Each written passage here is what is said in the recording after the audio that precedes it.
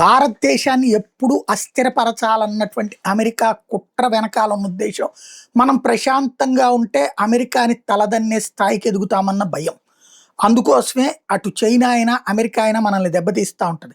అద్భుతమైనటువంటి మేధో సంపత్తి కలిగినటువంటి భారతీయులు ఎప్పుడూ ఉద్యోగులుగా తమకి పనికి రావాలే తప్పించి సొంతగా ఎదిగితే కష్టం. పారిశ్రామిక వ్యాపార వాణిజ్య రంగాలలో స్వేచ్ఛగా తిరగలిగారంటే అమెరికాని కొనిపారేయగలరు. ఎందుకంటే అమెరికాలో అత్యధిక జీతాలు పొందేటటువంటి వాళ్ళు భారతీయులే, బ్రిటన్లో అత్యధిక జీతాలు పొందేటటువంటి వాళ్ళు భారతీయులే, యూరప్ దేశాల్లో ఏ దేశంలో చూసినా అత్యధిక జీతాలు పొందేటటువంటి బుర్ర ఉన్న నిపుణులందరూ భారతీయులే అవుతున్నారు.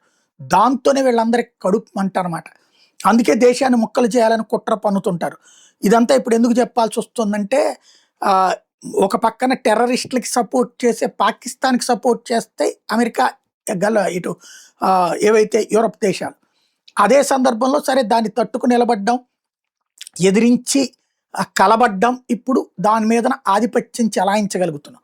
ఇక నెక్స్ట్ మనల్ని ఖలిస్తానీ తీవ్రవాదం పేరుతో డిస్టర్బ్ చేయడానికి ప్రయత్నిస్తే నిరోధిస్తున్నాం. కానీ ఏదో ఒక ఉద్యమం పేరుతో ఇక్కడ ఖలిస్తానీలు అక్కడి నుంచి చేసుకొస్తున్నారు. ఈ ఖలిస్తానీలను ప్రోత్సహించేది America, Australia, Britain, Canada.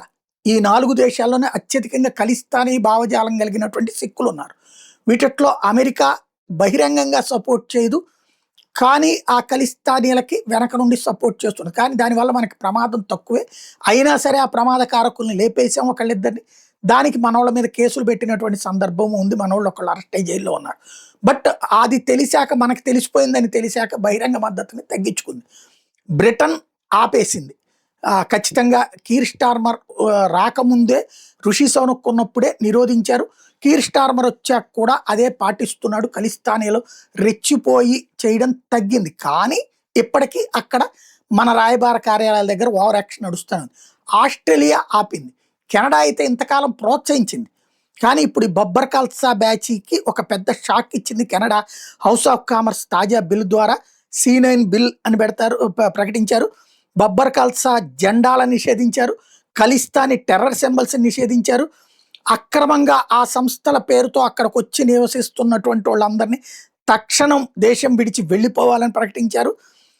గురుద్వారాలు, temples, masks, schools ఇట్లాంటి చోట్లుండే అలాంటి ఖలిస్తానీ తీవ్రవాద బ్యాచ్ ఎవరైతే ఉంటారో ఫ్రీ స్పీచ్ పేరుతో వాళ్ళకి ఎట్లాంటి అవకాశం లేదని తేల్చి చెప్పారు.